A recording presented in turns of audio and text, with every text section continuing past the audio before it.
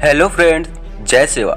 आज की इस वीडियो के माध्यम से आप सभी कोयतुर आदिवासी सर्व समाज को बताना चाहूँगा कि गोंडवाना गणतंत्र पार्टी महाराष्ट्र प्रदेश में होने वाले विधानसभा चुनाव को लेकर गोंडवाना गणतंत्र पार्टी के पदाधिकारी क्या कुछ कहा इस प्रेस वार्ता में देखिए लाइव वीडियो के माध्यम से। और अपने YouTube चैनल गोंडवाना की बात पर नए हैं तो चैनल को सब्सक्राइब कर बेल आइकन को ऑल प्रेस कर दीजिएगा। इससे नए वीडियो की अपडेट मिलता रहेगा। तो चलिए वीडियो स्टार्ट करते हैं।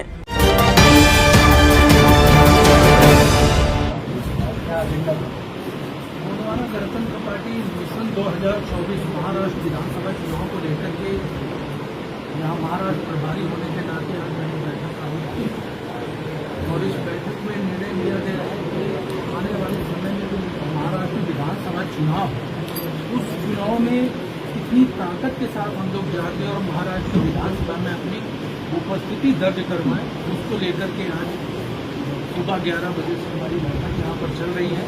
उस बैठक में यही निर्णय लिया गया है कि जैसे ही डेट घोषित होती है महाराष्ट्र विधानसभा की, वैसे तत्काल 1 से 2 दिन के अंदर हम लोग अभी से अपने कार्यकर्ताओं को तैयार कर दिए और करीबन 100 सीटों में गोंडवाना गणतंत्र पार्टी प्रकाश अम्बेडकर जी के साथ मिलकर चुनाव में जाए।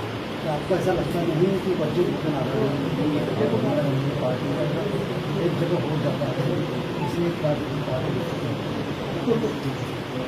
हम लोग गोंडवाना गणतंत्र पार्टी कभी भी फाइनल नुकसान के लिए काम नहीं करती।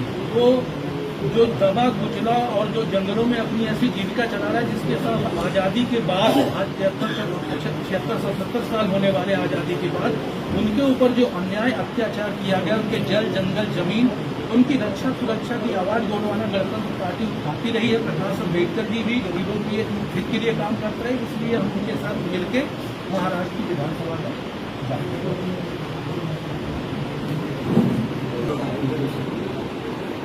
2024 के जो विधानसभा के इलेक्शन उसके लिए आज से नहीं काफ़ी मतलब 2 साल से हमारा प्रयास चालू है और इस बार हम गोंडवाना गणतंत्र पार्टी, वंचित बहुजन आघाड़ी, भारत आदिवासी पार्टी, आदिवासी हमारे जो सेक्टर है, संगठन है, उन सभी को लेकर के हम विधानसभा आगामी विधानसभा में इलेक्शन लड़ने जा रहे हैं। आरक्षण को लेकर आदिवासी समाज की क्या भूमिका है? आरक्षण को लेकर आदिवासी समाज आक्रोशित है। जो बात संविधान में नहीं है, दूसरी बात न्यायालय ने उसको डिस्क्वालीफाइड किया है कि आरक्षण के बारे में जो हमारे प्राथमिक धनगर का विषय को लेकर गया है, तो हमें धनगरों का कोई विरोध नहीं है। सरकार आरक्षण किसी को भी देना चाहे तो वो अलग से कोटा बनाए। हम और ऐसी तरतूद भी नहीं है कि आदिवासी का आरक्षण धनगरों को मतलब सत्ता जो बैठे हैं मंत्री महोदय है या जो भी अभी निर्णय लिए बीजेपी के शिंदे सरकार ने, देवेंद्र फडणवीस ने और जो उपमुख्यमंत्री अजित पवार ने, ये मतलब निर्णय लेना उनका संविधान के खिलाफ है। इस विकास की बहुत सारे जो विकास के मुद्दे, बहुत सारे अभी तक के जो संविधानिक हक अधिकार जो राइट्स है हमारे SC के, ST के, OBC के, अदर माइनॉरिटी के, संविधान के तहत में लिखित तो है, लेकिन अभी भी हम लोगों को 7.5% जो आरक्षण हमारा लागू हुआ है उसमें हमको सिर्फ 3.5% ही आरक्षण अभी तक मिला हुआ है। इसी प्रकार से SC समाज का भी 15% आरक्षण है, उनको भी सिर्फ 5 से 7% ही आरक्षण का फायदा हुआ है। बाकी का आरक्षण का फायदा देश के आज़ादी के 75 साल होने के बावजूद भी नहीं मिला है। तो ये वर्ग नाराज है। और भौगोलिक स्तर पे जो इधर एक तरफ शिक्षा की बात की जाती है, बेटी बचाओ बेटी को पढ़ाओ, तो वहाँ पर भी आज शिक्षा की व्यवस्था देख रहे हैं हम लोग कि शिक्षा का स्तर खत्म करने जा रहे हैं। बेरोजगारी बढ़ रही है, नौकरी देने की बात हुई थी, 2 करोड़ वो नौकरियाँ अभी तक मिली नहीं है।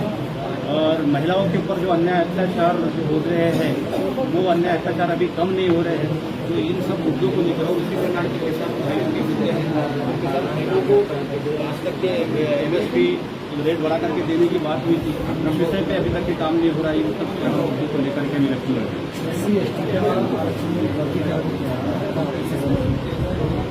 SC/ST का वर्गीकरण ये एक सरकार की साजिश है, षड्यंत्र है, हम इससे सहमत नहीं है। क्योंकि जो पढ़ा लिखा वर्ग है वो व्यक्ति को आरक्षण नहीं मिलेगा, ये कहाँ का न्याय है।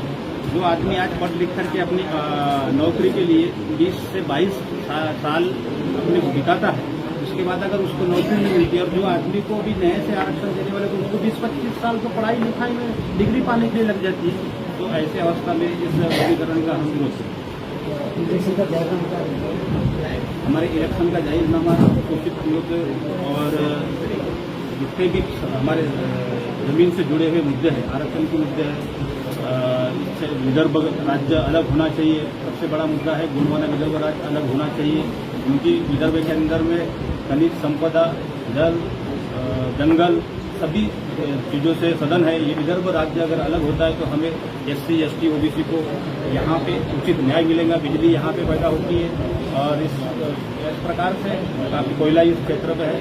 तो इन सब मुद्दों को लेकर के हम अपने क्षेत्र के लोगों के लिए बेरोजगारी दूर करने के लिए इसी प्रकार संवैधानिक अधिकार दिलाने के लिए हम इस इलेक्शन के माध्यम से गोंडवाना गणतंत्र पार्टी वंचित बहुजन आघाड़ी और सभी संगठनों के माध्यम से 2024 का एजेंडा तय करने